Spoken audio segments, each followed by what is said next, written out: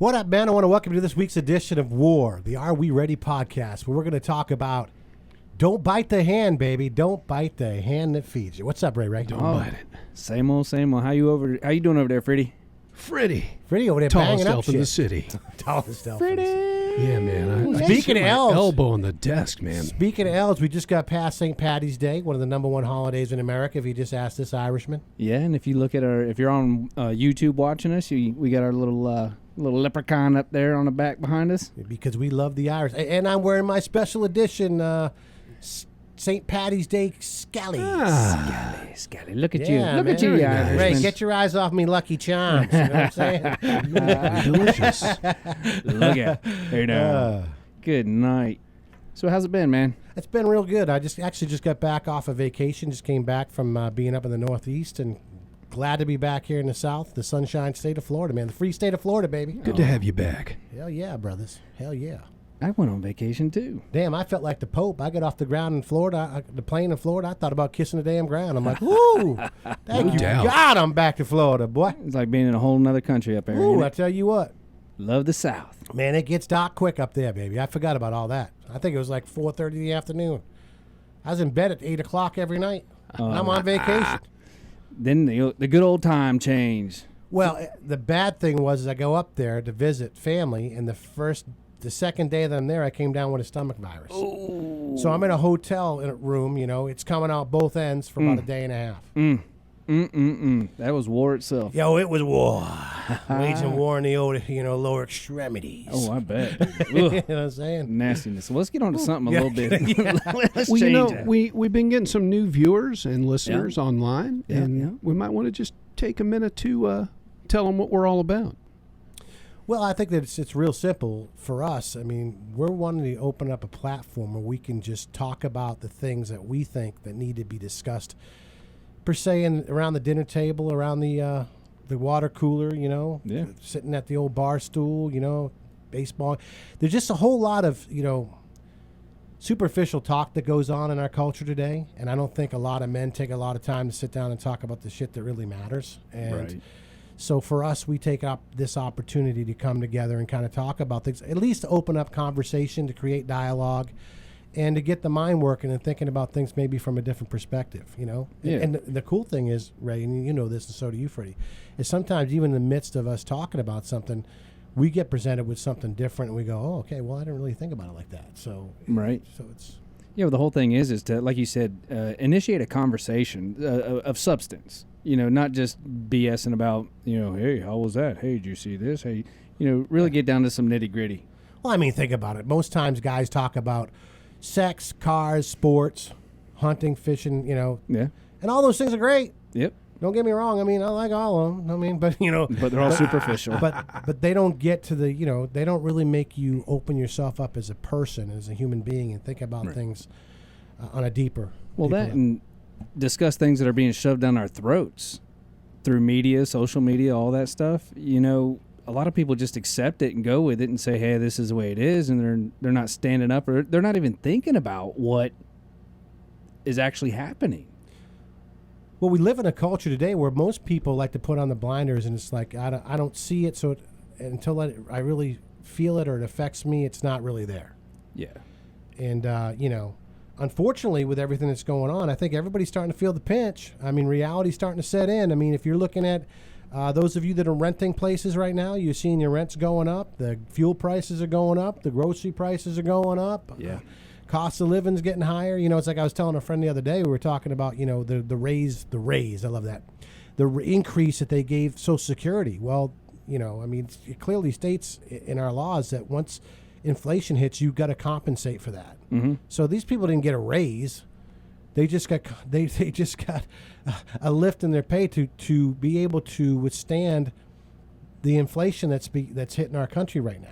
Right. And a lot of them right now, and you may be on Social Security right now, you know exactly what I'm talking about. I know that my dad's on Social Security, and they get a certain amount of money, and all of a sudden they get a little bit of a hike. But guess what? The rent goes up, the gas goes up, the groceries go up, the meds go up. I mean, so you're not really gaining anything. No, you're just putting the money in somebody else's pockets. You're just transferring it. That's all you're doing. Yeah, you're just switching a nut under a bunch of shells. You know what I'm saying? Yeah. Another thing that I think is really a key thing nowadays is respect. I think there's a huge lack of respect for everybody nowadays. Well, it's hard to respect other people when you're taught to only care about yourself. True. That is true. And That's really, truth if you there, think Johnny. about it, if you're a selfish person, respecting somebody else is only getting in the way of you taking care of you. Because that means respect is something that you give somebody or you put them at a certain level. You know what I mean? I think you got the definition. What's the definition of respect, right? Yeah, that's what I was thinking. Like you were saying, since people are being taught just to think of themselves, a lot of them aren't even going to know what respect actually means. So the definition for respect is a feeling of deep admiration for someone or something elicited by their abilities, their qualities, or their achievements. So basically somebody you look up to. Well, that's Right? kind of hard to look up to somebody when you think you're it. The other day Yeah. I was watching a. Well, if you have deep admiration for yourself. Well, yeah, I mean, I'm watching a lot of these podcasts, and and I don't want to hurt any of the women and the ladies' feelings out there, but there was like 6 women around this table, and they asked these women, if you were to rate yourself between a 1 and a 10, what would you say? Yeah. Every damn one of them said they were a 10. I Really? feel like I'm a 10. Well, Wow. so you're perfect. Everyone. So all 6 of them. How old were they? They're probably in their mid-20s. I mean, but that's the next generation coming up. I mean, I love this Yeah. this new term. I feel like, I just feel this. I feel that. Well, just because you feel something, don't make it real. Yeah. It doesn't make it fact. Facts don't care about your feelings. So, Facts are going to hurt you. Yeah, well, but you're toxic if you believe in the facts. and my Yeah. point is if you put yourself up on a pedestal up here, how do you ever have admiration or respect for anything or anybody else? Because everything and everybody else is beneath you. Yeah. I mean, because you've already said that. Hey, I'm a top of the food chain. So if you're at the top, everybody else is the bottom. I mean, I'm a big believer in a strong leader is a good follower / helper. Everybody should be somebody someone looks up to, and they should also have somebody that they look up to. You can never be the top. If you're the top, if you're the smartest person in the room, you need to find another room. yeah, you got a bunch of dumb friends. Right. So if you think you're the top of everything and everybody's looking up to you and you're not looking up to anybody, you need to find another room. Well, the funny thing is too is we live in a culture today where everybody wants respect, but they don't want to give none. Well, yeah, they don't want to earn it either. Or they think they're entitled to it. Like, you better put some respect on my name. Right. Like, who the hell are you? Right. Like, what is your name? I mean, what is it that warrants you to be so respected and revered? Right. Back when we were kids, we're going back. We're going way back now. But back when we were kids, we were taught to respect your elders. And that would be, not you showed respect to everybody. You didn't necessarily admire everybody, but you did give them the courtesy of some respect, and at least until you got to know them and figure them out.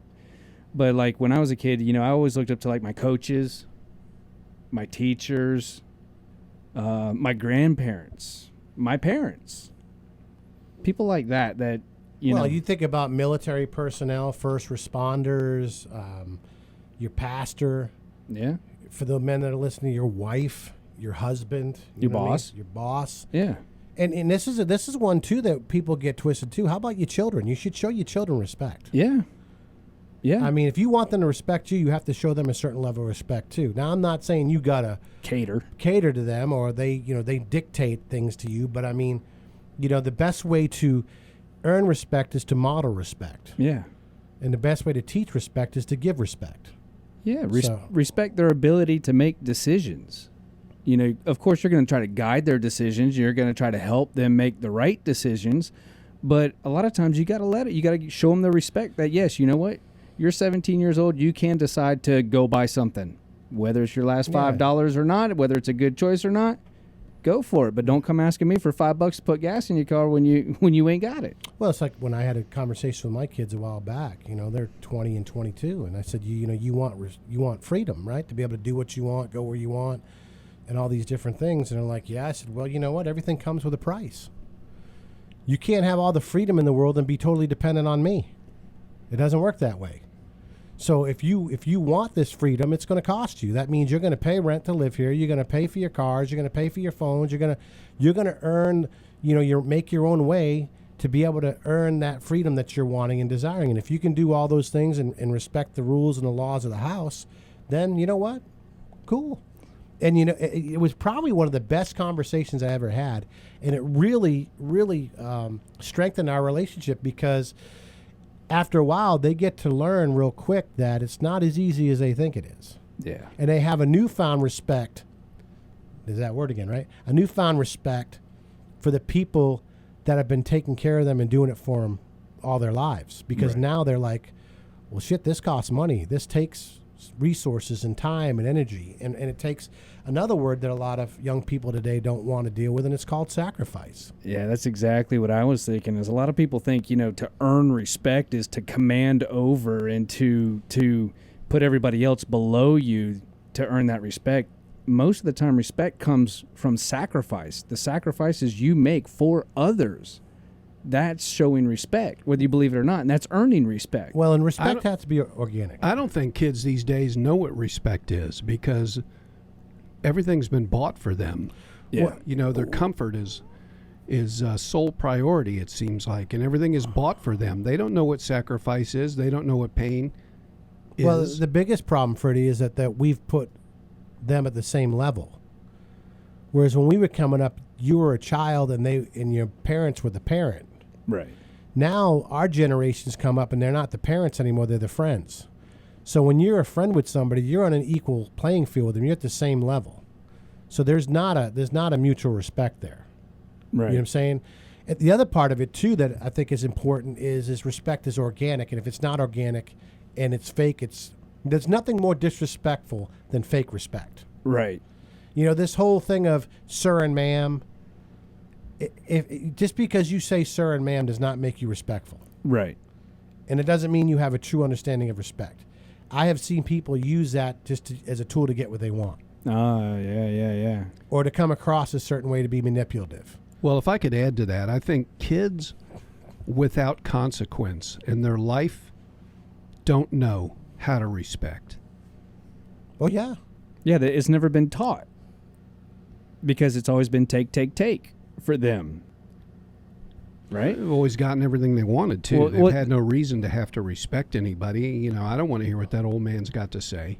Or respect what you have, because, and there's another word we're going to talk about on the podcast tonight, it's gratitude, but they don't need to respect what they have because it costs them nothing. And you make a great point. Like, I noticed when my daughter started making her own money, right? We were in the store one time and I said, she was buying clothing. I said, well, look at this shirt over here. This is a really nice shirt. She goes, oh, yeah, I like that. It's really nice. And she looked at it. She goes, oh, I ain't buying that. And I said, well, not. She goes, that shirt's like $20. And I'm like, yeah. She goes, I'm not spending $20 on a shirt. I'm like, yeah, but you'd spend $20 on my money on that shirt all day long. She goes, yeah, but I'm not spending my money on it. And, they have a greater respect and value for something that's earned and not given. Oh, yeah. And the problem is that our culture thinks that we can just give to these kids, and then that's going to warrant respect. And that's not how it works. No. Like we just bought a car for my daughter to use for college. And I said that intentionally, and I made sure that it was crystal clear to her as well that this is not her car. This is my car. I'm allowing you to use this car while you go to college. Now, when college is done and you've got your job and things are going, if you wish to buy this car, I'll be more than willing to sell it to you. But until that moment, this is my car. Right. You didn't earn it, but you need transportation because she's going out of town. So I'm like, you need something, I can afford it. I want you to study it, work on your studies. But as soon as you're done, you're getting a job, and then I'll give you the opportunity to purchase this car. But until then, it's mine. Yeah. And there's not enough parents out there that are willing to do that. They just give him the car that they feel bad. Like, oh, little John, he needs this car, and I'm a bad parent because I just won't buy it for him and just give it to him. I mean, I had a friend of mine one time. I was telling him about how I was teaching my kids and they have to pay rent. And he was in front of my children. This really pissed me off. He said, well, you know, what you ought to do is take all that rent money they're paying you, put it in the bank, and then give it back to them when they move out. I go, yeah, because that's exactly what my mortgage company does for me. I don't know why the hell I didn't think about that. I mean, I'm paying the mortgage company, and I guess once the house They don't is paid do that off, for you, Johnny? they're going to cut me a check at the end and give me all my money back. Like, what the hell's the matter with you, dude? I'm like, if you want to do that shit at your house, you do it at your house. Don't bring that shit into my house because we don't roll like that here. No. You know, you're not teaching your children how to respect you or the value of what you're giving them or doing for them if every time you turn around, it's just given with no consequences, no sacrifice, no cost. Well, it's kind of like they're buying the friendship of the kids. Right. And the sad thing is some parents compete with each other. They want to buy their love. Well, yeah, absolutely. And then when there is a disciplinarian or somebody drops the hammer, it's just like, oh, why'd you have to be so rough on them? Yeah. Well, I look at it like this. Respect is either earned, given, or taken. Yep. And I've told my kids before, you know, I've earned your respect. You're either going to give it to me or I'm going to take it from you. That's right. It's entirely up to you. Either way, I'm going to get my respect. That's it. You know, if you make me take it from you, I will. But, you know, I shouldn't have to. No. Because, you know, when you look at everything that you do as a parent, the sacrifice, the love, the dedication, the money, the time, the energy, the effort, all those things that you pour into a child, your children should respect you at bare minimum. And if they don't, you better check yourself before you wreck yourself. Because at the end of the day, if you're not keeping them in check, they're going to keep you in check. And that's a problem. Well, you've earned that respect, too, in a lot of regards because, like we said in last week's podcast, you know, they call you when they're sick or they don't want to go to work because they can't say Dad doesn't go to work. Right. So you've earned that. Yeah, well, you've earned that respect. Well, the other part, too, is that, you know, going back to the title of the podcast, Don't Bite the Hand, you know, the problem with the younger generation today is because they think that they're entitled to everything, they don't show the respect because you owe this to me. Right. Yeah. I showed up, you owe me a check. You know, you owe me this because you're my parents. Yep. You know, you're my grandma. You should be buying me this and giving me that.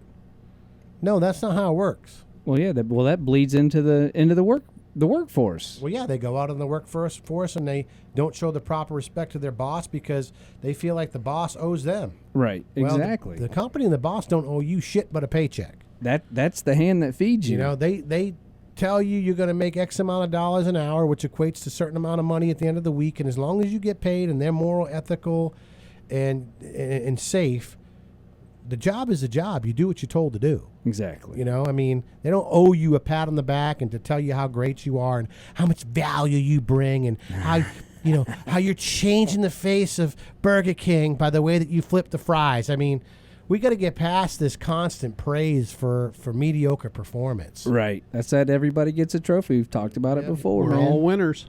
It's being instilled in them at a very, very young age. And so what do? They bite the hand that feeds them. Exactly. They turn on their parents. They turn on their coaches. Their bosses. Once you see it in sports all day long, you get a kid that is a great athlete, and all of a sudden he thinks everything's owed to him. So when the coach has to come down on him, or him or her, they don't know how to respond, and they just turn on him. Yep. And that's the culture that's indicative because there's no respect. The other thing that that we really need to touch on tonight is not only is there a lack of respect, and I think the greatest part of this is because there's no gratitude. Yeah. Yeah, we've lost the sense of being grateful. Yep. We think that, you know, this is an automatic.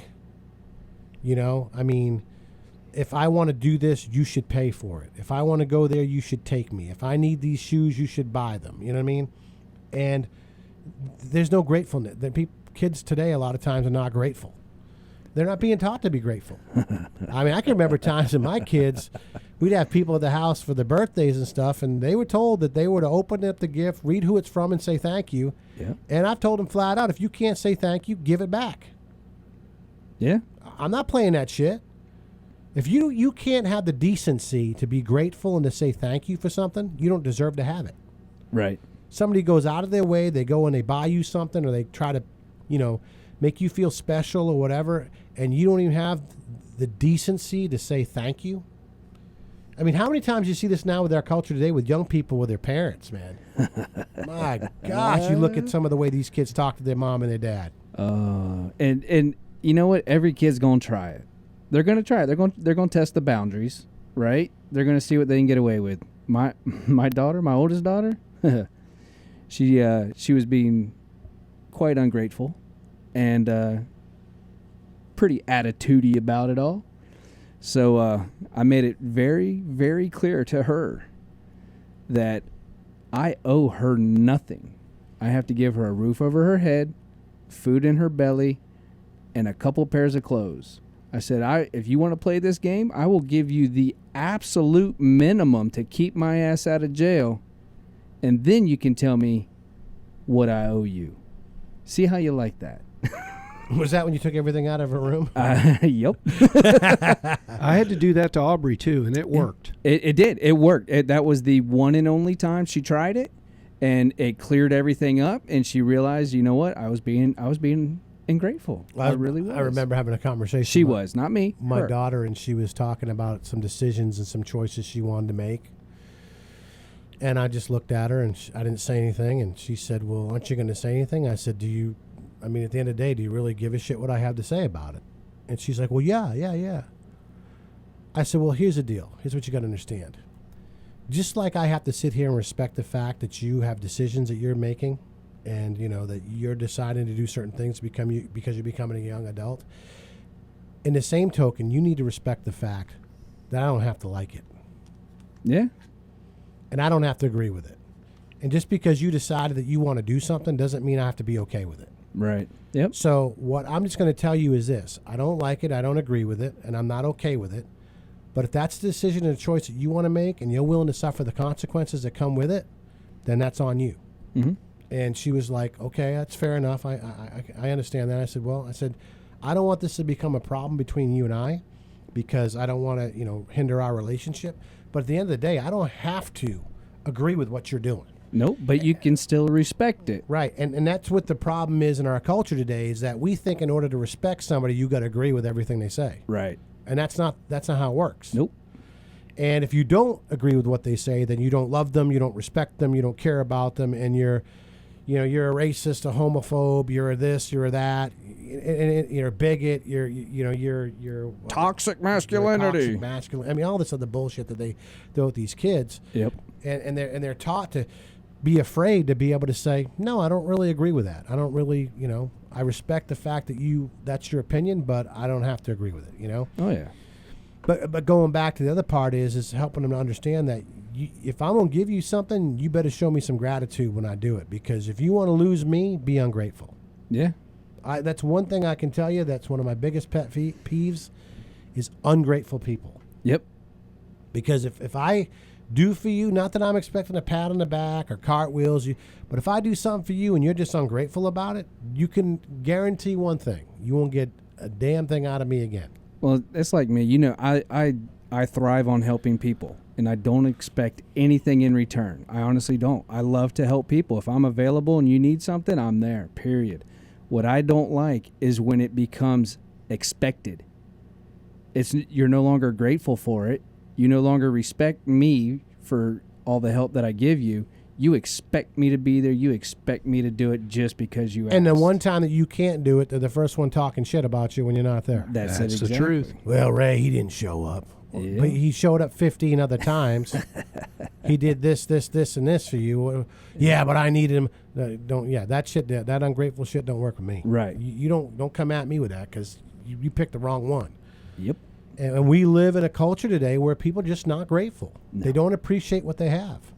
And they look at, they're always coveting everything from everybody else. They see what somebody else has, and that all of a sudden negates whatever they have.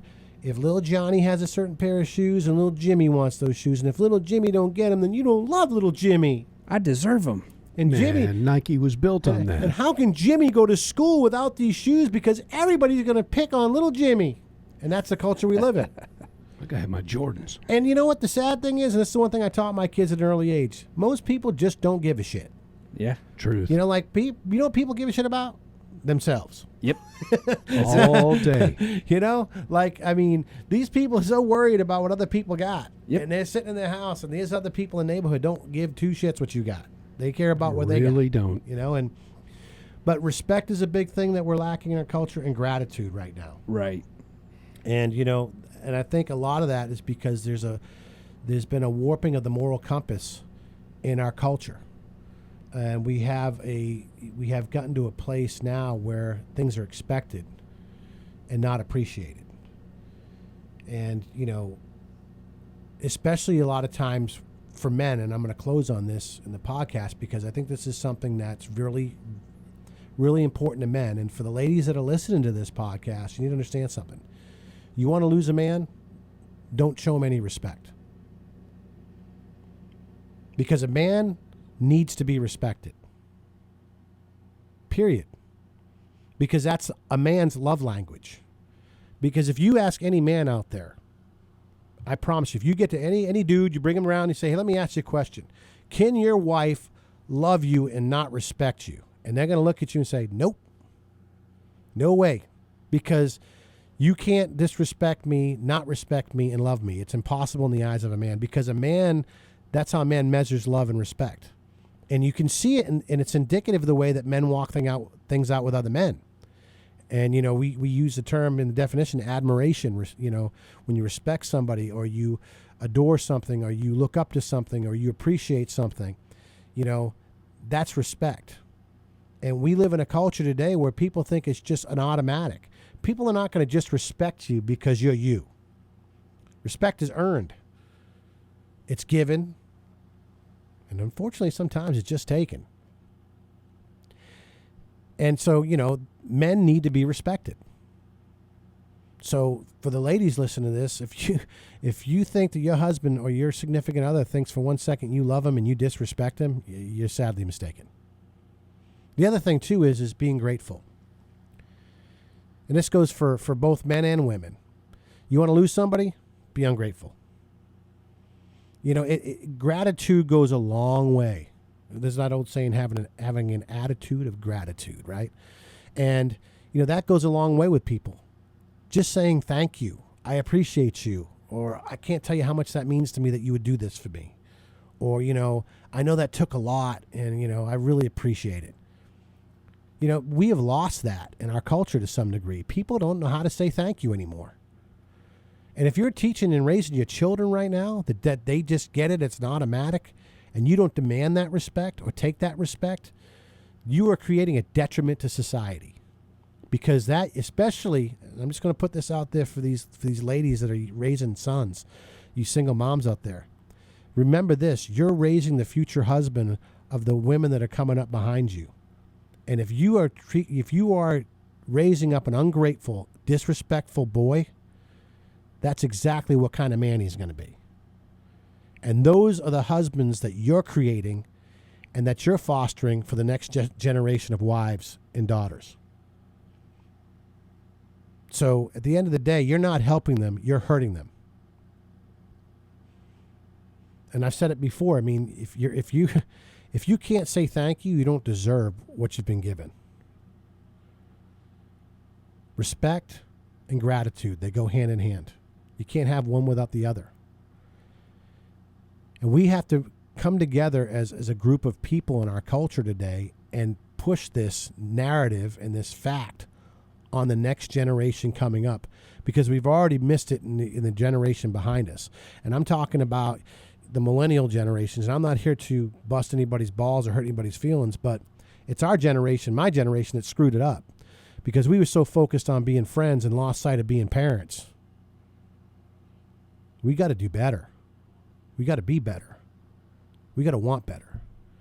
And when we do that, my friends, well, hell, that's where the rubber meets the road.